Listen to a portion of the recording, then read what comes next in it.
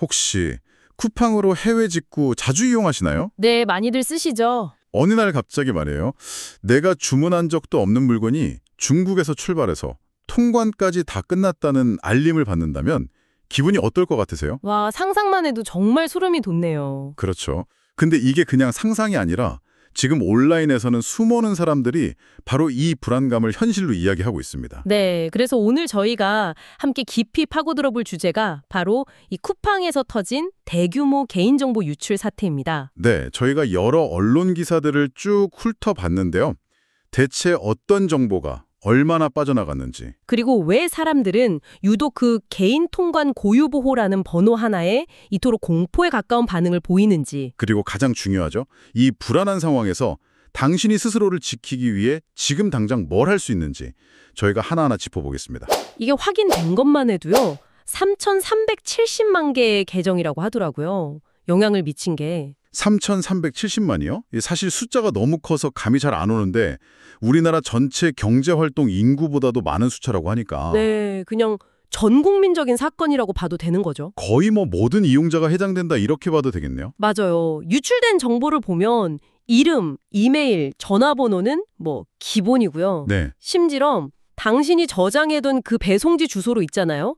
그러니까 우리 집뿐만 아니라 부모님 댁이나 친구 집 주소, 그리고 그곳에 사는 사람 이름이랑 연락처까지 싹 다 넘어갔다는 거예요. 와, 생각할수록 아찔하네요 정말.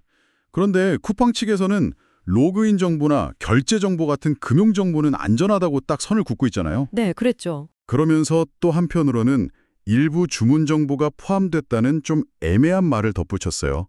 바로 이 지점에서 이용자들의 혼란이 시작되는 것 같아요. 맞아요. 도대체 그 일부가 어디까지인지 알 수가 없으니까요. 그렇죠. 특히 핵심 쟁점은 쿠팡이 개인 통관 고유 보호는 유출되지 않았다고 분명히 밝혔다는 점이에요. 네, 안 됐다고 했죠. 그런데도 대중의 불안감은 정확히 그 통관 부호를 향하고 있거든요. 이 공식 발표랑 시장의 반응 사이에 이렇게 온도차가 크다는 건 그만큼 기업에 대한 신뢰가 바닥이라는 신호로 볼 수 있는 거죠. 근데 저는 이게 좀 궁금해요. 물론 정보 유출은 정말 큰일인데 쿠팡은 어쨌든 통관 부호는 유출 안 됐다고 했잖아요. 네, 공식적으로는요. 근데 왜 사람들은 그 말을 전혀 믿지 않는 분위기일까요? 뭔가 다른 이유가 있을 것 같은데요? 그 배경에는 반복된 사고의 역사가 있거든요. 아, 이번이 처음이 아니었군요. 네. 제공된 자료들을 보니까 쿠팡이 국내 최고 수준의 개인정보 관리 인증이라는 ISMS-P 인증까지 받은 기업이에요. 그런데도 이번이 벌써 네 번째 유출 사고라고 합니다. 네 번째요? 네. 한두 가는 실수라고 할 수 있지만 이게 세 번, 네 번 반복되면 그건 실수가 아니라 그냥 시스템의 문제라고 생각하게 되는 거죠. 인증까지 받았는데 왜 이래? 이런 근본적인 불신이 쌓인 거네요. 바로 그거죠. 잠시만요. 그럼 이번 유출의 원인은 뭐였나요? 또 외부 해커 조직의 소행이었어요? 그게 아니라는 점이 이 불신을 더 키우고 있어요. 아, 그래요? 네, 이번 사건의 유력한 원인으로 지목되는 게 바로 퇴사한 중국 국적 직원이 폐기되지 않은 접근 키를 사용했다는 거거든요. 퇴사한 직원이요? 아니, 그건 좀 이상한데요. 비유하자면 가게 문을 잠궜는데 예전에 일했던 아르바이트생이 복사해둔 열쇠로 들어온 거랑 똑같은 상황 아닌가요, 이게? 그렇죠. 정확한 비유입니다. ISMS-P 인증까지 받은 대기업이 그런 가장 기본적인 직원 계정 관리를 안 했다는 게 솔직히 납득이 잘 안 가네요. 네, 이건 뭐 외부의 정교한 해킹 공격을 막지 못한 게 아니라 그냥 문단속을 제대로 안 해서 벌어진 인재에 가깝다는 인상을 주죠. 내부 통제 시스템에 심각한 구멍이 뚫렸다는 걸 스스로 인정한 셈이네요. 맞습니다. 이런 상황에서 회사가 이건 안전하고 저건 유출 안 됐다고 아무리 말해도 너희 말을 어떻게 믿냐라는 반응이 나올 수밖에 없는 겁니다. 기본적인 관리도 사후 대응도 제대로 못한다는 불신이 쌓이니까 결국 이용자들이 직접 나설 수밖에 없는 상황으로 이어진 거네요. 네. 실제로 사건 이후에 불안해서 탈퇴하려는 사람들조차 절차가 너무 복잡해서 탈퇴 미로에 갇힌 기분이라는 불만이 터져나오더라고요. 맞습니다. 바로 그 지점, 이용자들이 직접 나서는 현상이 정말 흥미로워요. 아, 어떤 점에서요? 쿠팡의 공식 발표와는 완전히 다른 흐름이 만들어지고 있거든요. 지금 SNS랑 온라인 커뮤니티에서는 내 정보는 내가 지킨다 이러면서 자발적으로 개인 통관 고유 보호 변경 운동이 벌어지고 있어요. 맞아요. 저도 봤어요. 특히 X, 그러니까 구 트위터에 올라온 한 게시물이 완전 불을 붙였죠. 개인 통관 고유 번호 유출이 왜 무섭냐면요 라는 제목의 글이었는데 네, 맞아요. 이게 조회수가 540만 회를 넘겼다고 하니까 그 파급력이 정말 어마어마했던 거죠. 그 글이 왜 그렇게까지 많은 사람의 공감을 얻었다고 보세요? 막연한 불안 강화를 아주 구체적이고 소름 돋는 시나리오로 보여줬기 때문인 것 같아요. 아, 시나리오요? 네, 예를 들면 이런 내용이에요. 여자 혼자 사는 집에 내 이름, 전화번호, 주소가 정확히 적힌 시킨 적 없는 택배가 중국에서 온다. 와, 발신자는 연락도 안 되고 무서워서 경찰에 신고해도 경찰이 그 택배 상자를 수거해가지도 못한다. 상상만 해도 정말 소름 돋네요. 내 모든 정보를 아는 누군가가 보낸 정체불명의 물건이라니. 이건 그냥 택배가 아니라 일종의 심리적인 공격이나 마찬가지거든요. 바로 그거예요. 그게 핵심인 것 같아요. 위험할 수도 있다는 그 가능성 자체가 공포가 되는 거죠. 그렇죠. 문을 열어보기 전까지는 그 안에 뭐가 들었는지, 보낸 사람의 의도가 뭔지 아무것도 알 수 없으니까요. 심지어 한 네티즌은 실제로 본인이 주문하지 않은 가방이 통관 완료됐다는 알림을 받았는데 배송 주소도 전혀 모르는 동네였다는 경험담을 공유하기도 했어요. 아, 정말요? 네, 이게 더 이상 가상의 시나리오가 아니라 누군가에게는 현실이 된 공포라는 거죠. 거기서 더 나아가서 내 명의가 도용돼서 마약 밀수나 탈세 같은 심각한 범죄에 연루될 수 있다는 두려움까지 확산되고 있는 상황입니다. 나도 모르는 사이에 내 이름으로 범죄 밀품이 국내에 들어올 수도 있다. 네, 바로 그 생각에 사람들이 너도나도 통관보호를 바꾸러 달려가고 있는 거고요. 그런데 여기서 다시 처음 질문으로 돌아가게 돼요. 쿠팡은 통관보호가 유출되지 않았다고 하는데 왜 사람들은 이렇게까지 통관보호에 집착하는 걸까요? 그냥 이름, 주소, 전화번호가 유출된 것만으로도 충분히 심각한 문제인데 말이죠. 네. 유독 이 번호가 공포의 상징이 된 이유가 뭘까요? 이게 좀 과한 반응은 아닐까요? 바로 그 지점이 이 사태의 핵심을 꿰뚫는 아주 중요한 질문입니다. 아, 그런가요? 범죄자들이 노리는 건 통관보호, 즉 P로 시작하는 열쇠자리 숫자 그 자체가 아니에요. 그건 그냥 현관문의 문고리일 뿐입니다. 문고리요? 네.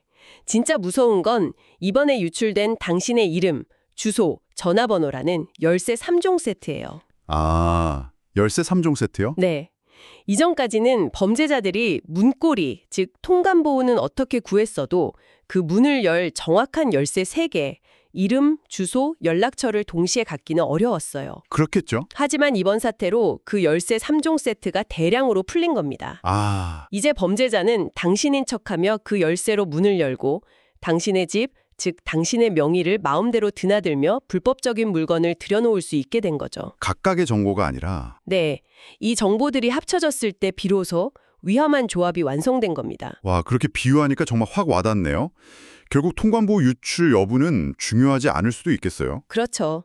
다른 핵심 정보들이 이미 다 넘어갔으니까요. 그렇다면 이 모든 상황이 당신에게 의미하는 바는 무엇일까요? 불안해하면서 뉴스를 보기만 할 게 아니라 우리가 직접 이 열쇠와 문고리를 지킬 방법을 찾아야 할 텐데요. 맞습니다. 다행히 우리가 직접 취할 수 있는 아주 명확하고 효과적인 조치들이 있습니다. 네. 첫 번째 단계는 논란의 중심인 문고리 자체를 아예 바꿔버리는 겁니다. 즉 개인 통관 고유 보호를 재발급받는 거죠. 이건 그냥 권장사항이 아니라 거의 필수적인 조치라고 봐야겠네요. 네, 많은 보안 전문가들이 예방 차원에서 가장 먼저 하라고 적극적으로 권장하는 조치입니다. 방법도 생각보다 간단해요. 어떻게 하면 되나요? 관세청 전자통관 시스템인 유니패스 웹사이트에 접속해서요. 본인 인증을 한 후에 재발급 버튼만 누르면 됩니다.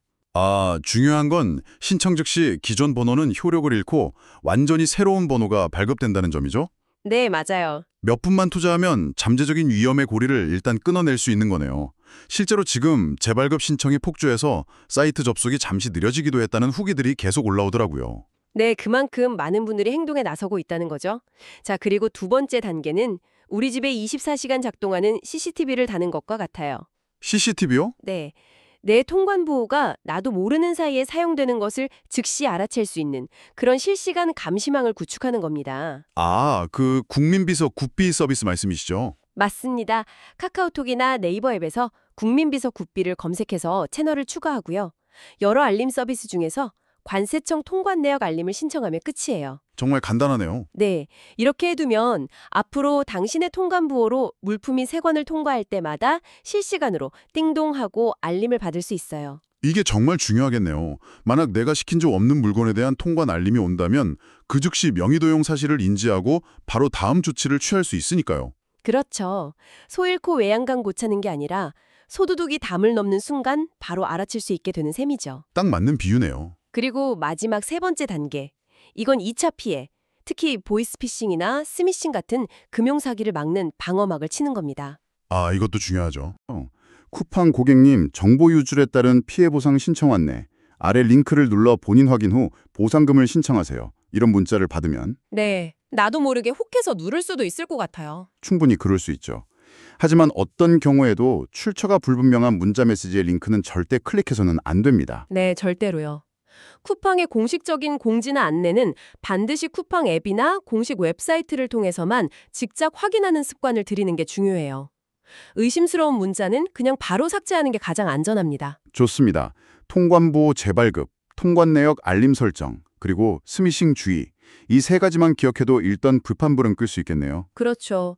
그런데 여기서 한 걸음 더 나아가서 이번 사태를 당신의 전반적인 디지털 보안 습관을 총차적으로 점검하는 계기로 삼으면 더 좋을 것 같아요. 아, 개인 통관 고유 보호만 바꾼다고 끝이 아니다. 네. 모든 온라인 계정이 안전해지는 건 아니니까요. 어떤 점들을 더 신경 쓰면 좋을까요? 가장 기본이지만 가장 중요한 건 역시 비밀번호 관리입니다.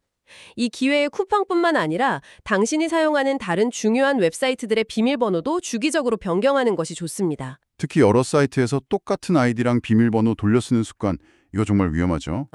이번 기회에 반드시 고치셔야 해요. 그리고 전문가들이 입이 닳도록 강조하는 게 또 하나 있죠. 바로 다단계 인증, 흔히 MFA라고 부르는 기능이에요. 맞습니다. 아이디와 비밀번호를 입력한 뒤에 휴대폰으로 오는 인증번호를 한 번 더 입력하거나 지문, 얼굴 같은 생체 인증을 거치게 하는 방식이죠. 이게 조금 귀찮게 느껴질 수는 있지만 네, 그럴 수 있죠. 하지만 현재로서는 내 계정 보안을 획기적으로 강화하는 가장 효과적이고 확실한 방법 중 하나입니다. 열쇠 하나만으론 부족하고 열쇠와 내 지문이 모두 있어야만 문이 열리게 만드는 거니까요. 정확합니다. 오늘 이야기를 정리해보면 쿠팡의 대규모 정보 유출은 단순히 몇 가지 정보가 새어나갔다는 사실 자체를 넘어서 그 정보들이 위험한 조합을 이루면서 개인 통관 고유 보호에 대한 사회적 공포를 만들어냈네요. 네. 그리고 이에 대응해서 이용자들은 더 이상 기업의 발표만 기다리는 게 아니라 스스로 번호를 바꾸고 알림을 설정하는 등 적극적인 자구책을 찾아 나서고 있고요. 이번 사태의 핵심은 결국 신뢰의 위기라고 정리할 수 있을 것 같아요. 신뢰의 위기. 네. 기업의 공식 발표와 소비자가 피부로 느끼는 불안감 사이의 간극이 얼마나 거대한지를 명확하게 보여준 사건이죠. 그리고 이건 우리에게 중요한 메시지를 던져줍니다. 어떤 메시지일까요? 디지털 시대에 개인정보 보호의 책임은 이제 기업에만 있는 게 아니라는 겁니다. 우리 이용자 스스로가 자신의 정보를 지키기 위해 더 적극적으로 배우고 행동해야 하는 시대가 되었음을 시사하는 거죠. 오늘 우리는 정보 유출이 터진 후에 어떻게 대처해야 하는지에 대해 집중적으로 이야기했습니다. 하지만 여기서 한 걸음 더 나아가 이런 질문을 던져보고 싶어요. 네. 쿠팡처럼 우리 생활에 깊숙이 들어온 플랫폼이 주는 엄청난 편리함과 그 대가를 우리가 감수해야 하는 개인정보 유출의 위험 사이에서 당신은 어떤 균형을 찾아야 한다고 생각하시나요? 편리함을 위해 우리는 어디까지를 내어줄 수 있는 걸까요?